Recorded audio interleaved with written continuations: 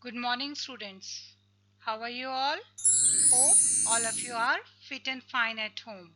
So let's get started. Yes, but before starting our studies, I have an interesting fact about India which I would like to share with you all.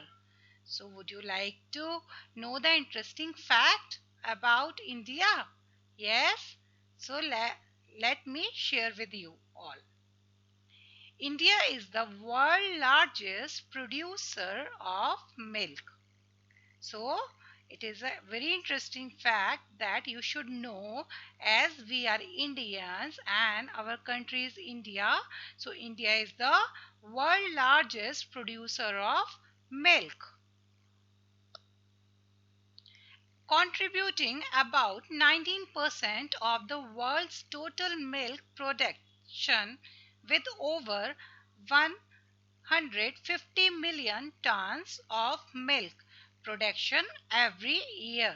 So every year it is it is producing it is production is over 150 million tons every year, and India is the largest producer of milk in the world.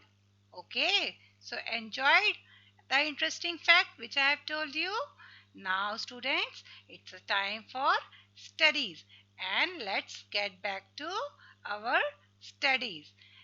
all of I hope that all of you have bought your book, social science book, notebook, pen, pencil, eraser and highlighters with you. Yes, and in social science we are studying subject history. Yes, we are right now studying history, so everyone should have their history books with them. Yes, and in history we have already started chapter number 4. Yes, chapter number 4. And what is the name of the chapter? Yes, tell me students, what books and burials tell us? I think till now you have learned the chapter name also. So what is the chapter name? What books and burials tell us? So this is the chapter 4. Now first of all, in our earlier classes we have studied about one of the more oldest books in world. So we have already discussed about the topic that which are the oldest books in the world. Vedas.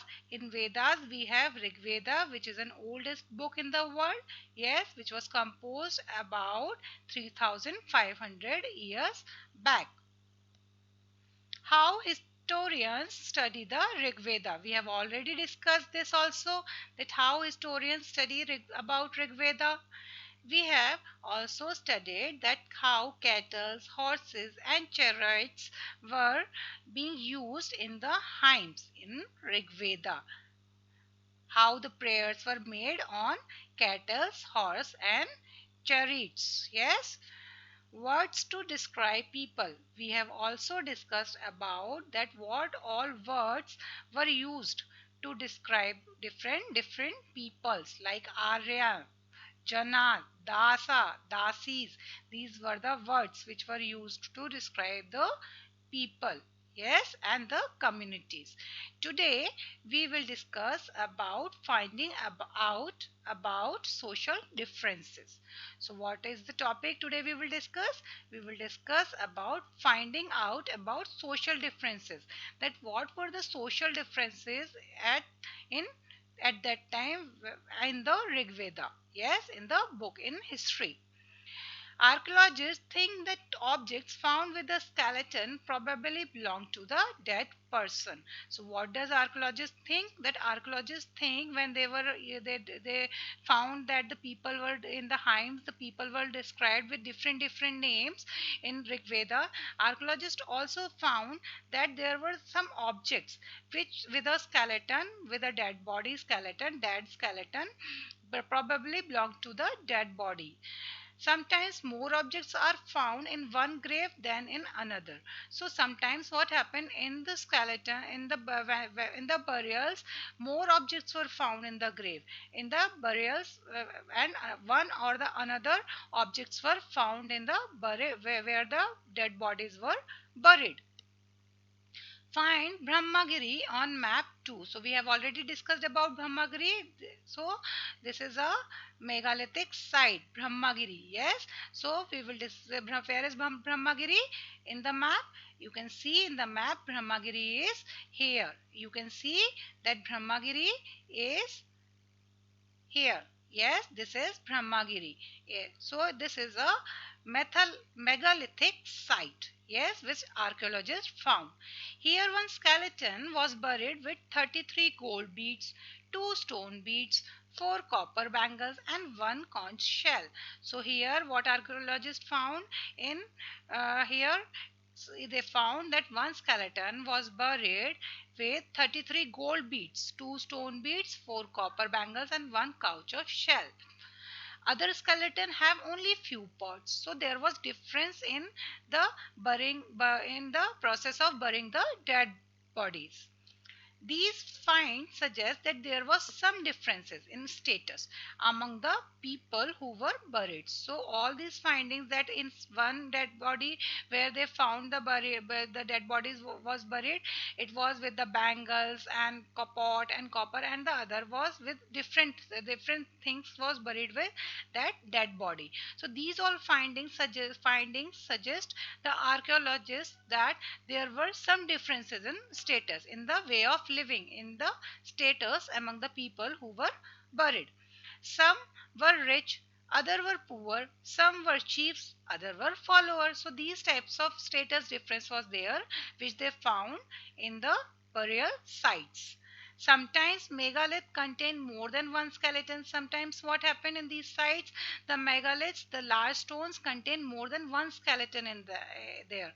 These indicate that people, perhaps belonging to the same family, were buried in the same place, though not at the same time. So it was an indication that the people from the same family was buried in at the same place, but maybe possible not at the same time, because when the person will die, then only he will be buried. So the time was not same, but the place was same. The buried place was same. The bodies of those who died later were brought into the grave through the portholes. So the bodies, those who were died, the people who were died, were later brought into the grave through the porthole. So you can see here the porthole. From here, this is a porthole. This you can see a big porthole is there. From here, the dead body was buried again, was brought inside, and then taken to inside. It was buried into the grave. Stone circle or boulders placed on the surface probably served as signposts to find the burial site, so that people could return to the same place whenever they wanted to. So when they were taking the dead body through the portholes, what they were making a stone circle or a place or a sign, or some kind of burial sign, so that they can again find the same place to bury the person of that family. Now we will talk about a special burial at Inamgaon. So if here, where is Inamgaon? Inamgaon is also a megalithic site. It is a burial site. What was there? What was special in Inamgaon?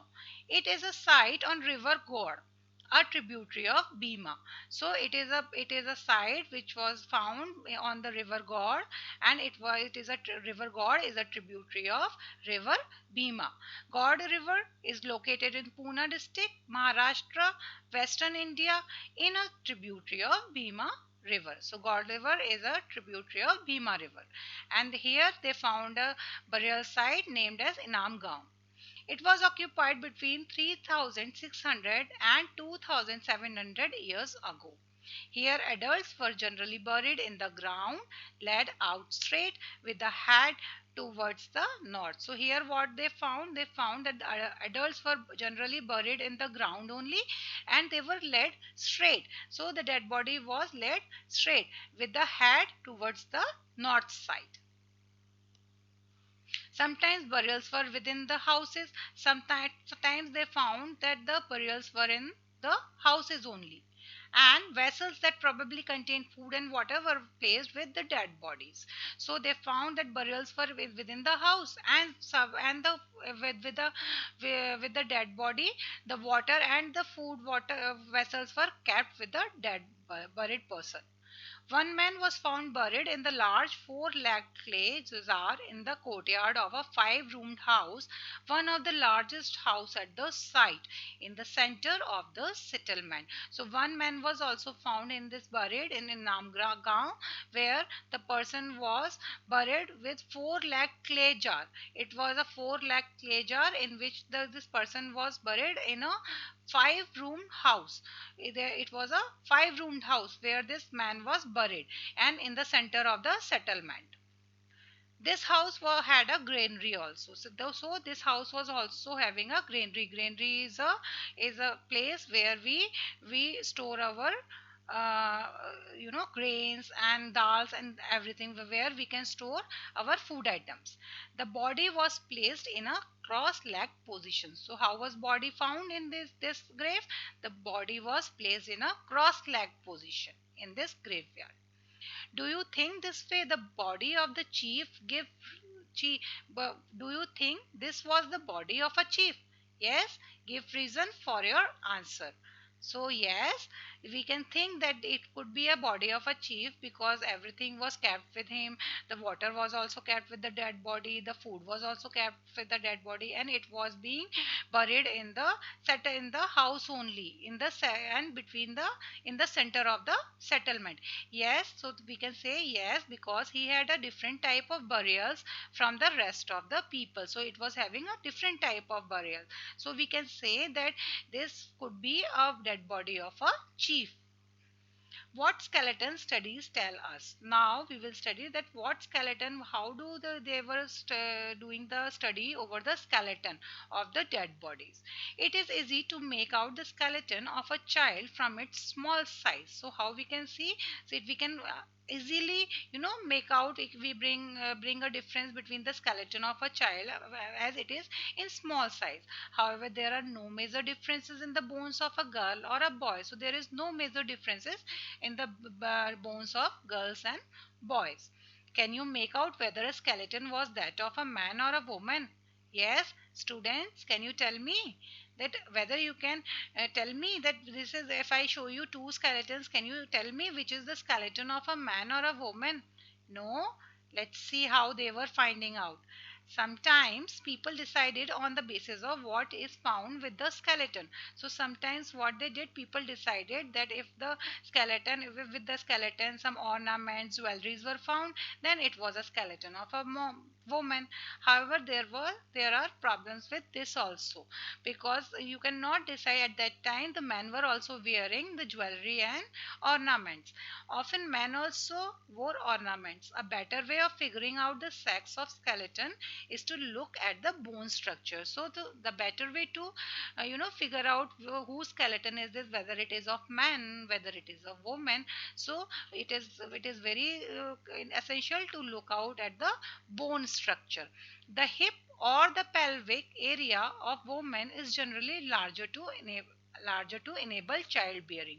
So basically the hip or the pelvic area of a woman is generally larger to enable the childbearing. These distinctions are based on modern skeleton studies. So these all distinctions are basically based on modern skeleton studies. About 2000 years ago, there was a famous physician named Charaka. I know that you would be knowing this name because we have studied this in class fifth also. We have studied about Charaka. He was a physician. Yes. So about 2000 years ago, there was a famous physician named Charaka who wrote a book on medicine known as Charaka Samhita. Yes, he wrote a book named as Charaka Samhita. He was an Ayurvedic, doctor or physician. There he stated that the human body has 360 bones. In this, a much larger number, the 200 bones that are recognized in modern anatomy. So in modern medicine books, there are only 200 bones, but Charaka told that there are 360 bones in a human body. Charaka arrived at this figure by counting the teeth, joints, and cartilages. How do you think he found out about the human body in such great detail? How do you think that he think he would be arriving on these type of details from the human body? Yes, there he stated that the human body has 360 bones.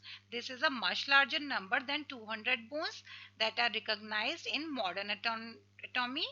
Yes, Charaka arrived at this figure by counting the teeth, joint, and cartilages also of the human body. Archaeologists have found seeds of wheat, barley, rice, pulses, millet, peas, and sesame. So, from here, from Inamgaon, archaeologists also found some seeds of wheat, barley, rice, pulses, and millet. They also found bones of number of animals, many bearing cut marks that show that they may have been used as food, have also been found. So these all are the findings of the archaeologists from Inamgaon site. These include cattle, buffalo, goat, sheep, dog, horse, ass, pig, sambar, spotted deer, black buck, antelopes, hare, and mongoose, beside birds, crocodile, turtle, crab, and fish.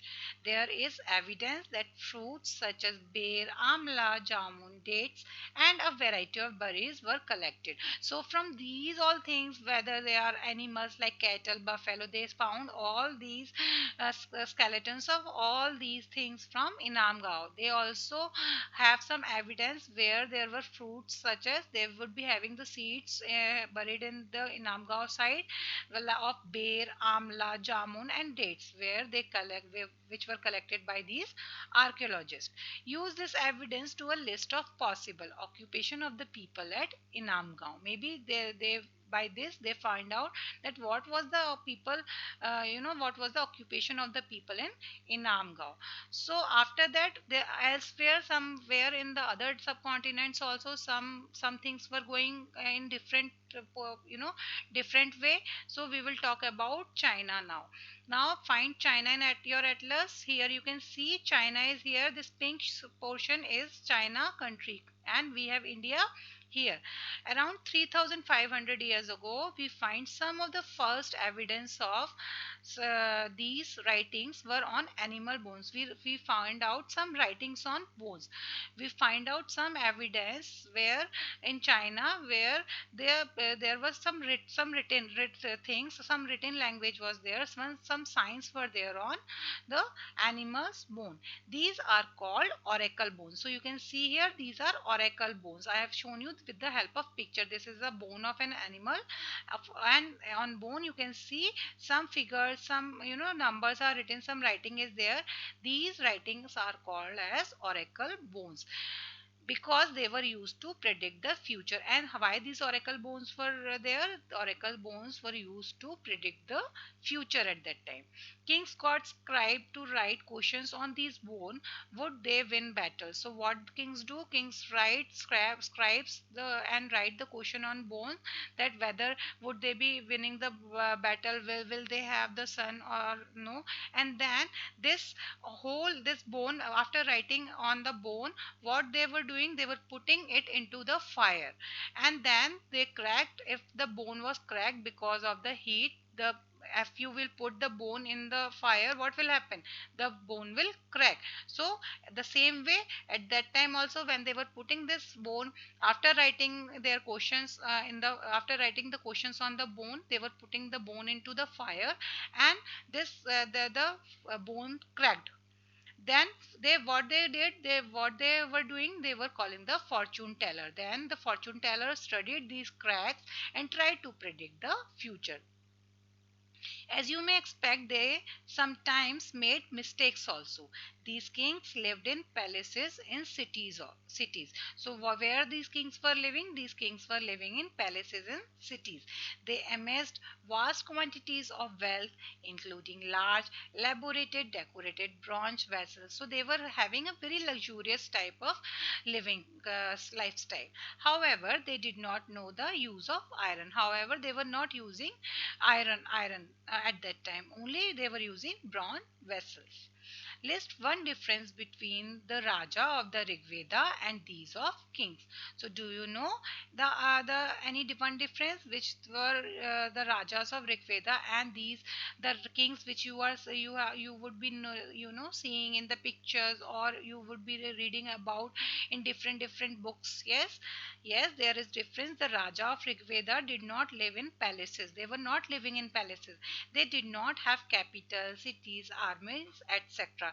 They were living with the people, with the people of their community only. But they were very brave, and yes, they were a eligible person. Yes, you live in Inam. Now imagine you live in Inamgaon 3000 years ago, and chief has died last night. Today your parents are preparing for burials. Describe the scene, including how food is being prepared for the funeral. What do you think would be offered? So this is a question that you have to imagine, and then you have to write about that. What do you think would be offered? Now we talk about the keywords. Now we will discuss about the keywords of this chapter. So the first keyword is Veda. The Veda means knowledge, are a large body of religious text originated in ancient India.